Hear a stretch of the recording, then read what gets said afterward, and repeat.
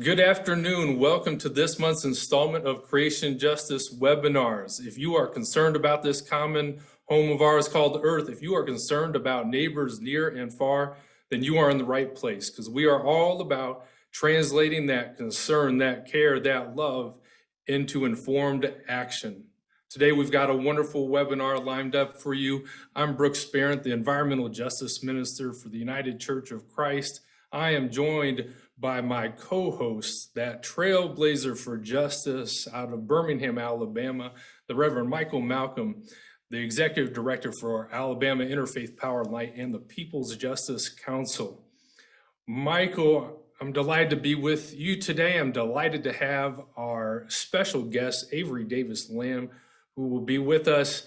Before I introduce Avery, let's talk about this moment that we're in. We're in the midst of Holy Week. We're coming up on Earth Week.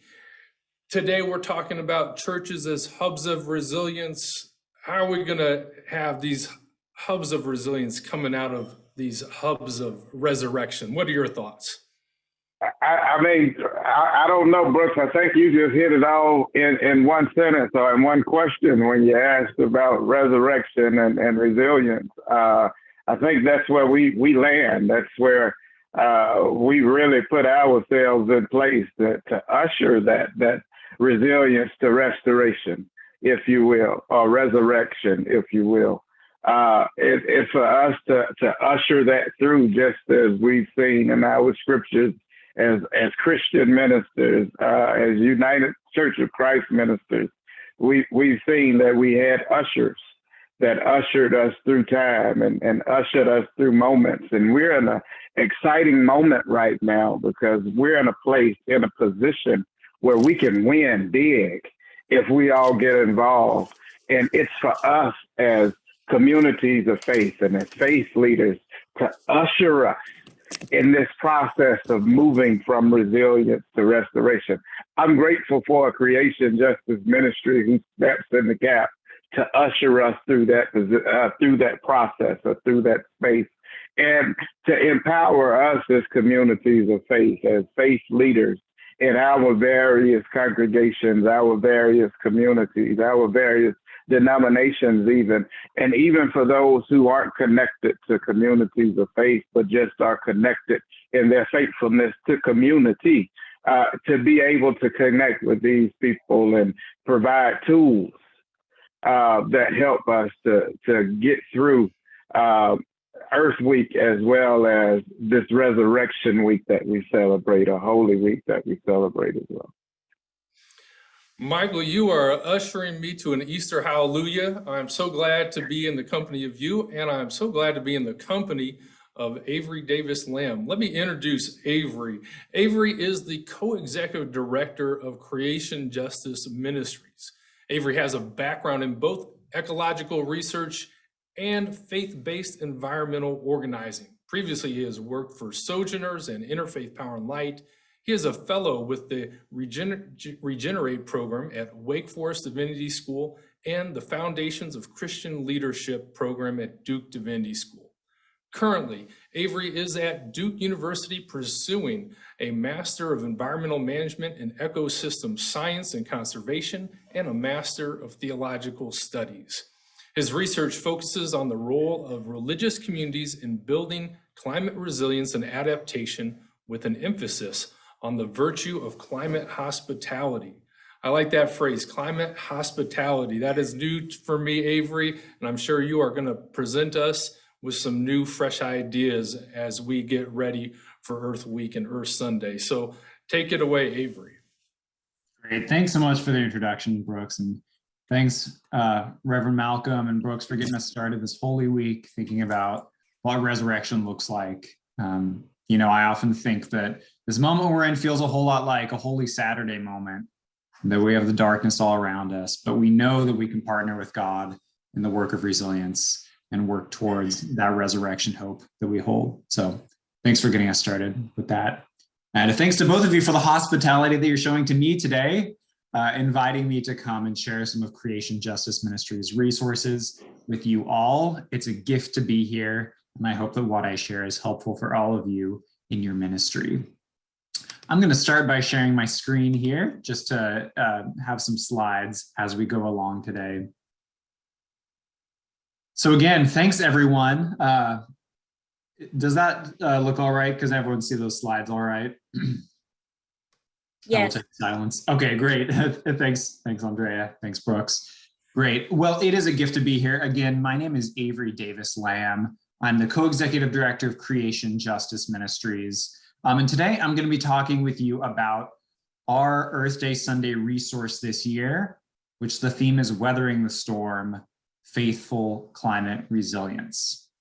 Just a note before we get started, these resources were created for Christian audiences for uses in a church, but these can be easily adapted for other faith traditions as well. Creation Justice Ministries is a Christian organization and our audience is Christian, but I want to invite you that if you are coming from a different tradition, we welcome, playing around with these resources, however you see fit, adding your own sacred texts and adapting them for use in your community. So just to share a little bit of background about Creation Justice Ministries, our mission is to educate, equip, and mobilize Christians and Christian institutions to protect, restore, and rightly share God's creation. So we're a multi-issue organization working with 38 different Christian communions and denominations on a number of different environmental issues. So we were originally formed as part of the National Council of Churches as the Eco-Justice Program. And like I mentioned, we represent the creation care and environmental justice policies of major Christian denominations throughout the United States. That includes both Protestant denominations, Orthodox communions, regional faith groups, and congregants.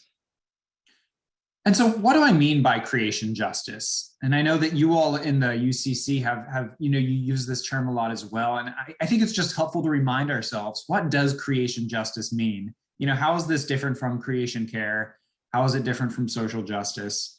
And what I want to share on that is that when we use the term creation instead of eco or nature or environment, what we mean to say is that we as humans are intimately part of the created order. That nature or the environment isn't something out there, but it's something that courses through us and that we are inextricably related to. And when we say creation, we mean all of creation, human and more than human. And when we say justice, that means our justice is both for God's planet and for God's people. And so seeing the world as creation, it's really a radical act that counters modern notions of nature, either as a resource to be exploited or as a wilderness that is entirely separate from humanity. But through a concept of creation justice, we are invited into the world as a part of creation to fight and to work for justice for all of God's people and for God's planet. So today we're talking about Earth Day. We're talking about Earth Day Sunday. So to start out, I just want to share a little bit about the history of Earth Day. So this might be a reminder for some, but I think it's important to recall that the first Earth Day celebration happened in the year 1970. And so what we're celebrating this year is the 52nd annual Earth Day celebration. That's 50 years of this movement. In that first event, there were 20 million people who were engaged. And I think it's important to know that churches and communities of faith have been engaged in this work since the beginning. So I mentioned earlier that Creation Justice Ministries was originally formed through the National Council of Churches. The Eco-Justice Working Group of the National Council was formed in 1983, so just 13 years after that first Earth Day celebration. That group became Creation Justice Ministries a decade ago.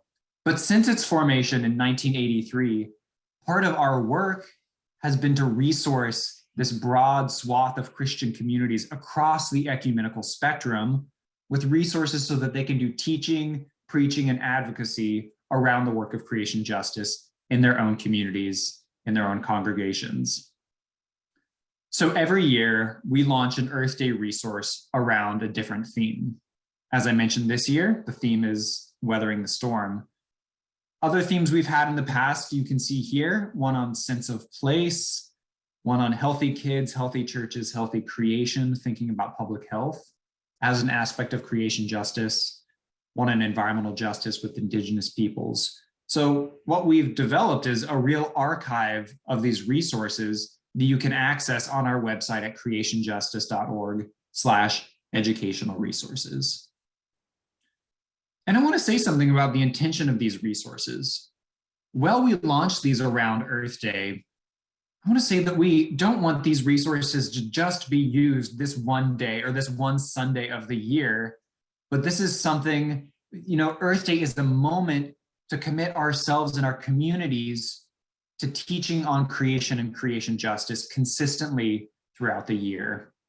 Because we know that communities who are consistently talking about climate and creation are more likely to be engaged, and the congregants there are more likely to share that with their other communities outside of the church. So the church can really be an incubator of creation justice and climate justice. And that's why these resources aren't tied to the lectionary. They're not limited to a particular date. Really, Earth Sunday is for churches to celebrate at any point in the year. And so I invite you to dig into our archive of resources that's available at creationjustice.org/educational-resources. And I think we can drop that link in the chat. Because what you can do there is you can find ways to engage year round. So maybe for Earth Sunday this year, you'll celebrate Weathering the Storm, but then maybe at another point in the year, you want to talk about environmental justice with indigenous peoples or sense of place. And we have so many resources on this website that you probably could create a year-long series on creation and climate justice just from what we have there. So please, I invite you to dive in there. But moving on to this year, like I mentioned, our Earth Day Sunday theme for 2022 is Weathering the Storm, Faithful Climate Resilience. And I don't need to tell you all that climate change is already here with us. We are seeing the impacts of climate change as climate disasters devastate our communities. Here in the Southeast, hurricanes every year intensifying and pummeling the coast. In the West, out of control wildfires intensified by drought conditions and extreme heat, destroying swaths of forest and communities, heat waves across the nation, unprecedented floods, this litany of climate disasters that is here and among us. Climate change isn't something that is going to affect us in the future. It's something that is affecting us right now. And that means that for the church, climate change isn't something to just prepare for in the next 10 or 20 years, that it's something the church and each of our churches need to be paying intimate attention to in this moment right now.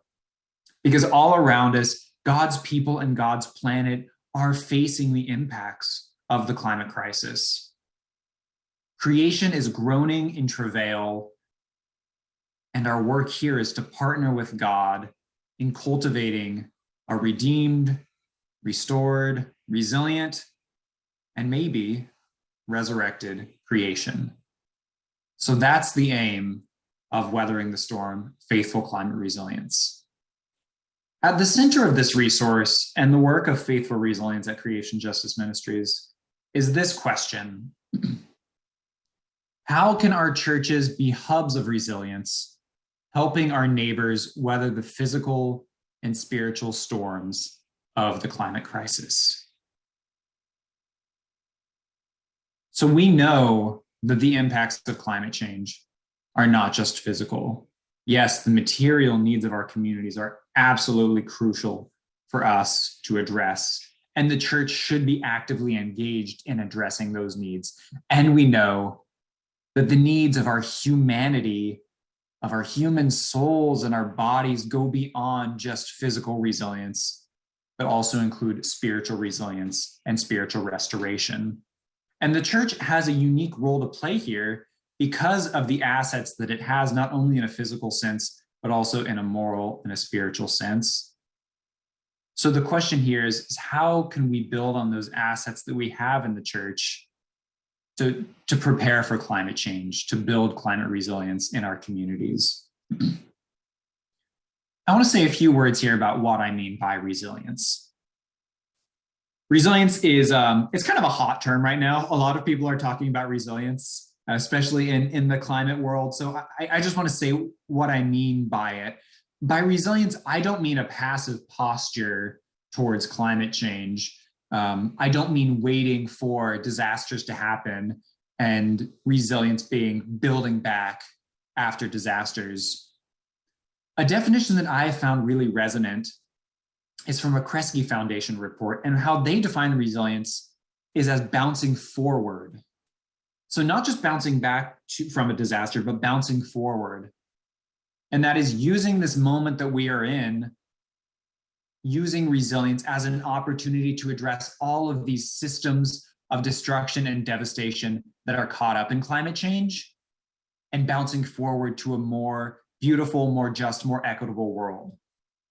So that means that resilience requires addressing climate mitigation and taking action now to make sure that climate is that our climate is warming as little as possible, and we're taking dramatic action now on cutting back greenhouse gas emissions.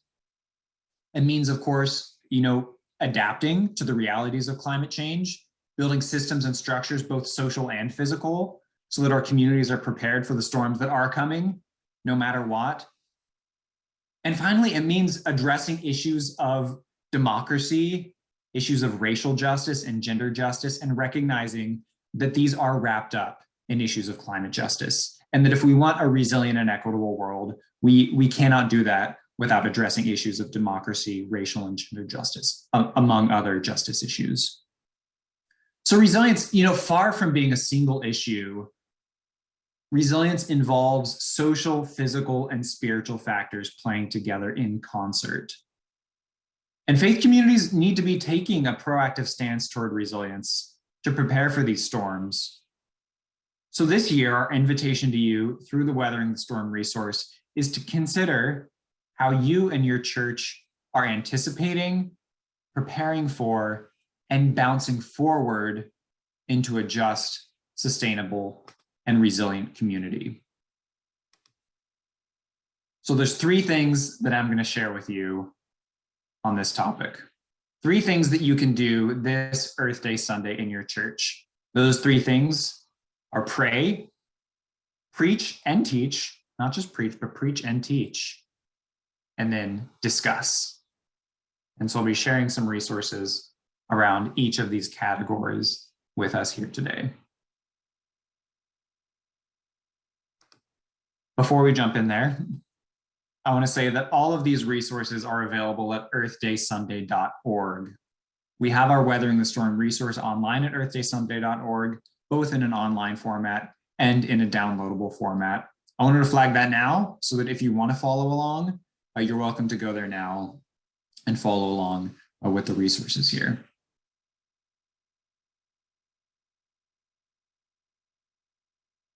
So let's talk about prayer.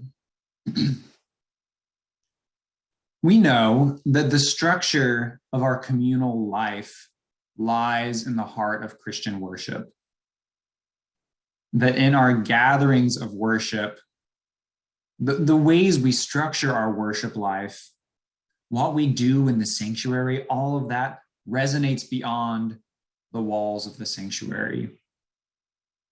And that when we come together as a church, we are providing a witness, an alternative witness sometimes, to the world, to the extractive notions that are happening around us in the world. And we're able to build resilience both internally with the ways we worship spiritually, but then create faithful disciples, both of the gospel of Jesus Christ, but also faithful disciples of resilience who can go out in the world and replicate this in their own communities. So with our prayer resources, we provide several different prayers in the Earth Day Sunday resource that you can weave into an Earth Day Sunday worship service. We have a call to worship, we have a participatory prayer, a prayer of absolution, and a prayer of confession.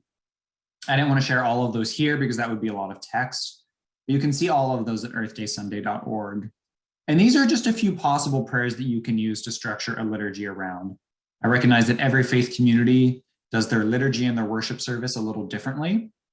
So again, these are, it's modular. Really, you can pick and choose what you want here. You can change the language if you choose to, add some language that makes more sense for your community. But what we want to be providing here is, kind of the foundation of a prayer service or a worship service that you can use, add to your bulletin, and then structure a service around. This is one of the examples of prayers. This is the call to worship. And we'll be praying this at the end, so more to come on that. So that's prayer. That's the first step is structuring the prayer in our worship service. The second piece here is preach and teach. And the way this is represented in the Weathering the Storm resource is as sermon starters and Bible studies. So that's the heading that you'll see there. And what we do is we've provided 3 different reflections on 3 different pieces of scripture. And they're very short reflections. And the intention here is that you can use those reflections as sermon starters. And by that, I mean sparks that are meant to ignite the fire of a sermon or of a Bible study. There's not a full sermon written out there for you. I still have to write my Earth Day Sunday sermon, so I can't go there and get my full sermon, but I am going to use these sparks, these sermon starters, as a way to get the juices flowing for me to approach a text in a different way and think about what it might say about weathering the storm and about building faithful climate resilience. So our hope is that you'll use one of these texts, you'll use the reflections provided, and some of your own meditation and conversation in your communities to craft a sermon or Bible study around climate resilience. So one of the examples here is these 2 verses from Nehemiah 2, verses 17 and 18. And our sermon starter here, we invite you to think about what it means to rebuild. So our natural response to disaster is to rebuild. In fact, that's what the book of Nehemiah is all about, that Nehemiah is coming into Jerusalem, seeing the destroyed wall, and rebuilding it. Rebuilding gives us a sense of safety. It gives us a sense of normalcy. And when we think about this in a political sense too, we see this with climate change. After any major disaster, it is politically disastrous for leaders to say anything but we will rebuild. But this gets to the heart of bouncing forward, because in the midst of rebuilding, we often fail to ask critical questions like, what caused this disaster in the first place? Or how might rebuilding or bouncing back be a process of reinforcing systems that are failing in our community, when it should be a process of undoing and recreating new systems? A final question: if we do rebuild, how can we make changes that ensure we are creating a just and equitable community? So these are some of the questions that we ask in our reflection on Nehemiah 2. And that's the intention for these sermon starters, to offer some reflection on the text and to ask some questions to you that might help you start thinking and approaching the text in a different way, and to share out with your community in a way that is resonant and helps you build faithful resilience. The final piece that I want to share with you today is discuss. We have these 2 films that we're offering here that are called Faithful Resilience. And I think these will be really helpful for your communities, whether it's in a Bible study or if you want to use this as an anecdote in a sermon, to show how climate change is affecting vulnerable communities, and importantly, how faith communities are building resilience in the face of climate change. So those are the 3 things that I have for you here today: pray, preach, and teach, and discuss. But there are also other aspects of the Weathering the Storm resource that I want to highlight. there's a section on stories of resilience that highlights in written form stories of faith communities that have taken action on climate resilience. And then there are action steps, both ways that you can act on climate resilience in a practical way in your community, and also ways that you can engage in advocacy to ask our state and federal governments to invest in climate resilience. I would be remiss if I didn't share out a few other resources that I think are extremely helpful as you think about Earth Day Sunday in your congregation, and there are a few here. We'll be sure to drop the links to all of these in the chat, but the first one is Faith Climate Action Week with Interfaith Power and Light. Really excellent resources there. GreenFaith has a slate of resources called the Sacred Season for Climate Justice, and that's bringing together several different faith traditions that have converging holy days that are happening just in the next week, and sharing out ways that we can celebrate those holy days as an expression of climate justice. This new group called the Exodus Alliance, which is a multi-faith campaign to heal Earth and heal humankind from what they call carbon pharaohs and their climate plagues. So this is a group led by 2 rabbis, and they're hosting freedom seders and seders for the earth in different places around the United States over the next couple weeks. There's a new podcast called the Green Lectionary podcast that is part of the Food and Faith podcast. A little confusing, but it's, I guess, it's a side project of the Food and Faith podcast. I'm a part of this, and it's a few of us talking through lectionary texts and applying an ecological lens to those. So we have one out now on Palm Sunday, one on the Maundy Thursday lectionary, and one for the Easter lectionary. So if you're still preparing your Easter or your Maundy Thursday sermons, you could check this out, and it could be a helpful resource. It's a lot of really smart people, and then me talking about the lectionary. So it's bound to be good. And then finally, a program that Creation Justice Ministries hosted last month, which is Preaching Resilience, Cultivating Climate Justice from the Pulpit. And that is available on our YouTube channel, youtube.com/Creation Justice Ministries. We have 2 upcoming events that I want to highlight. One is Climate Disasters and Faithful Resilience that we are hosting on April 28th in collaboration with the Southeast Faith Leaders Network, which Reverend Michael Malcolm is a founding member of. So you can register for this online at creationjustice.org/resilience. And then the other is we are hosting an ecumenical Earth Day service on Earth Day at noon Eastern Daylight Time. And I can drop the link in the chat for registration for that. In closing, I want us all to take a moment and pray together. So if you wouldn't mind joining me in prayer. Like Job in the whirlwind, or Jonah in the storm at sea, we come before you in awe of your power, God. We recognize that today's storms and whirlwinds are not your judgment on your people, but the distortion of natural systems through our own sin and hubris.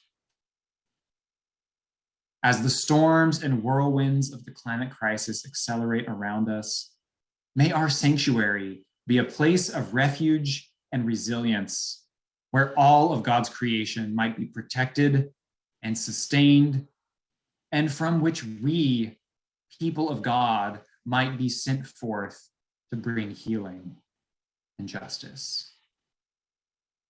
Amen.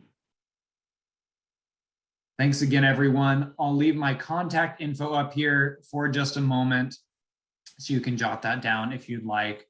It's been a pleasure to be with you. I think we're going to transition into Q&A here in just a second. So I will hand it back over to Brooks and to Reverend Malcolm. Thank you, Dr. Avery. And thank you for your presentation, as well as providing these resources for us.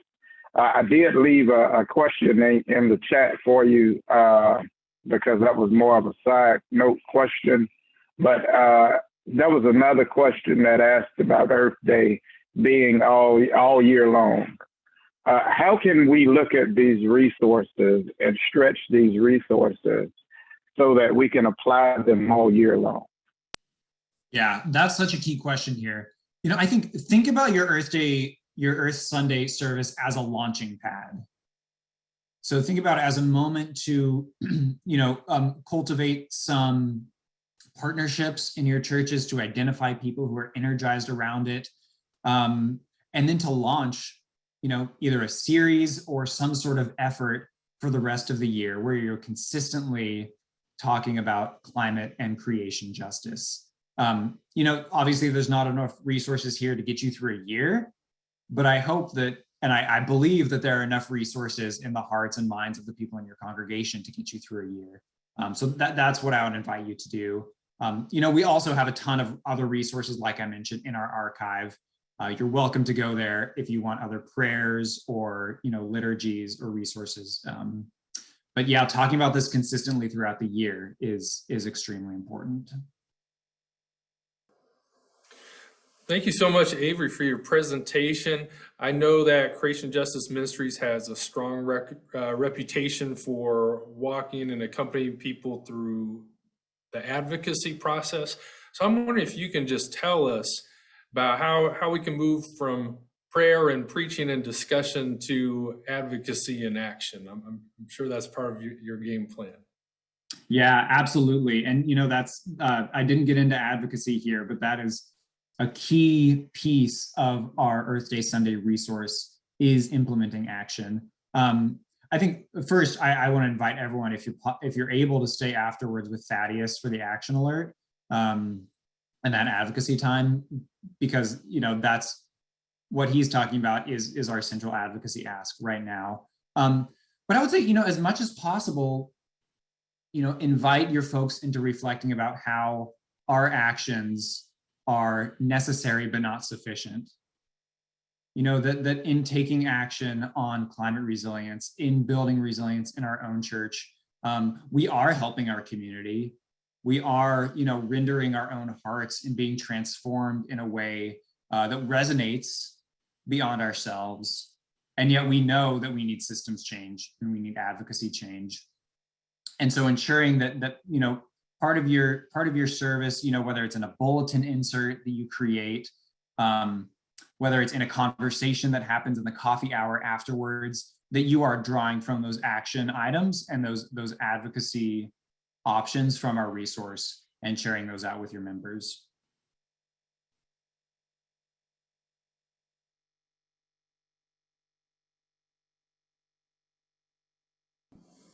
Michael, you need to unmute yourself there.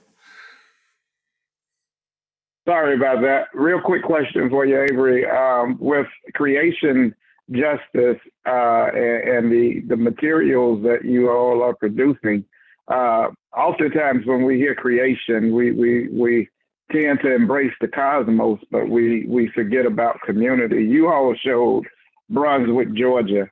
They're experiencing sea level rise, yes, indeed, but it also comes from the heat islands that are created in their communities because of the environmental pollution that they're experiencing in their communities. How does your material help to address the community needs as well as the needs of the cosmos? Yeah. Oh, yes, sir. Yeah. That's the core of creation justice for us, is recognizing that the human needs and community needs are not something separate from justice for the rest of creation and for the rest of cosmos. And I think especially when it comes to resilience, this is key. Because if we don't have resilience for our human communities that are living along the coast, we're never going to have resilience for creation. In a way, God's creation is in itself resilient. It will recreate, but our human communities, they're going to be devastated if we don't take action now. And that's both on sea level rise. And thank you, Reverend Malcolm, for mentioning that it's not limited to the impacts of climate change that we're familiar with, that are just sea level rise or hurricanes or climate disasters, but that this is also resilience to other environmental justice issues, pollution from all kinds of sources, water pollution, air pollution, siting of toxic waste, hazardous sites, siting of fossil fuel infrastructure in general. All of this is caught up together in the work of resilience. And that if we're going to have a resilient world, if we're going to weather the storm, we have to build, systems and structures and work for policies that are addressing environmental justice. Yeah, I mean, with the IPCC report that just recently came out, the devastation that we are incurring, that's incurring now, is basically what's going to happen. We're hoping it doesn't get any worse, so we're working to make sure it doesn't get any worse. And so we're already experiencing these devastations on a very hyper-local level. They don't have time to wait on a climate crisis because they're in crisis right now. Looking at really motivating and charging communities of faith to be advocates and get involved, having your resources, I think, are great materials, great tools to help us to start talking about the issue and being able to really supply them with something to get involved with in a practical way, I think is an excellent thing. So again, thank you. Yeah. Thanks, Reverend Malcolm. And, just you mentioning that climate impacts are local is really key here. All climate impacts are local. And that's the same with resilience. The work of resilience is hyperlocal. And so, using these materials to look around in your neighborhood, look around in your community, and see where climate is showing its ugly face, and working in those places. Yeah. Avery, I'm wondering if you can do a couple things for us. First, tell us if there are faith communities, churches that you have seen that you feel are doing some new innovative programs that we might look to, just to gain some inspiration. First talk about that, if there's something there. Yeah, I'd love to. Yeah, and I'll talk about one community in particular, but we tell 3 or 4 stories of this in our stories of resilience in the resource. So dig in more there. But the one I'll highlight is this church called Crosstown Church in Charleston, South Carolina. Crosstown is a pretty big evangelical church that got flooded 3 years in a row from subsequent back-to-back hurricanes. They got flooded. Their whole neighborhood got flooded. They took the Nehemiah approach after the first one and said, we're going to rebuild. It's going to be great. We'll be fine. But then by the time the third one came around, they started to look around and saying, oh, this whole rebuilding thing, it's not addressing the root impact here. So what they did is they hired a hydrologist. They worked with a local scientist to do a hydrological study of their neighborhood in Charleston and to see what is happening here. How is intensifying storms mixing with, other topographical factors to create worsening flooding. And what they found is that, of course, storms are getting worse, but then there's also unsustainable development upstream. They're building shopping malls, they're building strip malls, they're paving over, lots of pavement. And what that means is that all of that rainfall is landing in their neighborhood in Charleston and is flooding their neighbors consistently over and over and over again.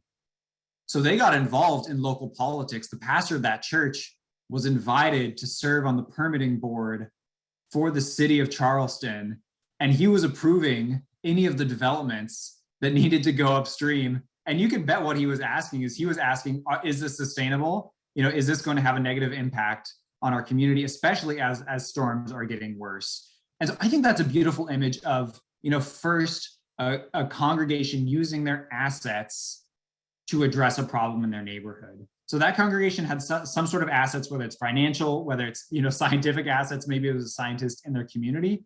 They were able to produce a scientific study to find what the problem was, and then getting engaged on the hyper-local level, like we were talking about, Reverend Malcolm, to see what the problem is, and to get down into the dirty politics, the dirty bureaucracy, and being involved in those decisions that they know from their study and from their work would have an impact on their communities. So that's one of the stories. The other ones are just as impactful and amazing as that. I encourage you to check them out. Just to jump in on that real quick, I do want to point out that all communities of faith aren't the same. and we all don't have the same mechanisms for advocacy. There are some, and Reverend Warren Smith, my dear sister, pointed this out to me, that there are some who are able to do fundraising. There are some who are able because they have connections within the community or within the social structures. They're able to gain access to influential people or seats of influence, and so they can do direct advocacy. There are some who can write a strong letter, but it's all being able to find that niche for your congregation and getting your congregation involved to use what they have to bring that to the table to help fight. One of the things that we can all do, because we all are proclaimers of the gospel or proclaimers of whatever our holy writ is, we're all able to talk about this, to at least bring this to the table, to bring this up in congregation, so nobody can say, I went to that church and I never heard anything about climate change, or I never heard anything about the way that communities suffer. Nobody should be able to walk away from a congregation of any sort and say that they weren't at least mentioned something about the community and cosmos. And so I really believe that it is for us as communities of faith to find our voice and find our mechanism to get involved, but it is very necessary that we get involved. And I can't stress the sense of urgency on that as much as I can right now, especially after you know that the IPCC report, all the scientists have said that we have some irreversible damage now, and we've got 3 years to take care of so we don't experience even worse disaster. We can't afford not to talk about this at this point, y'all.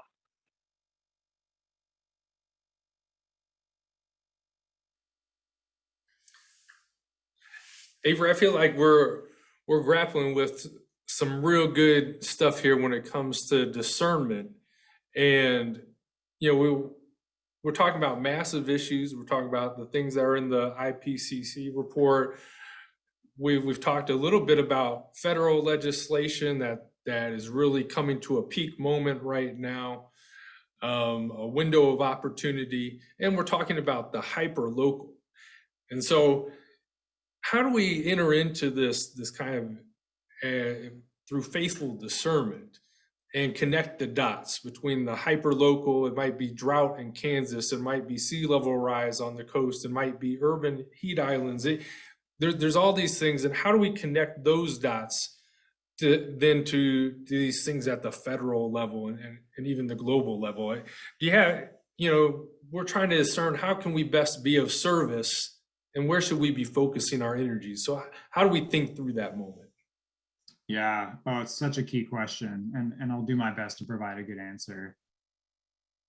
You know, I think the best thing that we can do, and I think this is what Reverend Malcolm was getting at in there a little bit, is look around in your community, see what assets you have, see what resources you have, both in people power and in material power.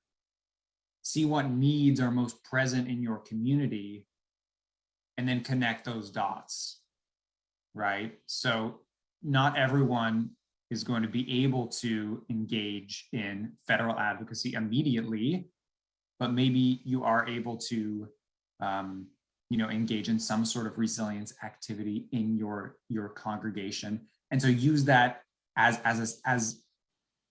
I guess a start of engagement, and then trust in the Spirit of God to lead to other opportunities as well, whether it's advocacy, whether it's something else. So I think what I'm trying to say here is there is something that your community can do. Your community brings something to the table. and think creatively about the assets that you have in addressing the solutions that are present there. And, again, throughout that process, pay keen attention to the systems that we are caught up in. So, of course, addressing local problems is the entry point, but know that the problems do not end at that local level. And then if you can keep an eye towards the problems at a systemic level, whether it's federal advocacy, whether it's some sort of global solidarity action with our neighbors, plug into those networks as well. But it always starts locally for me.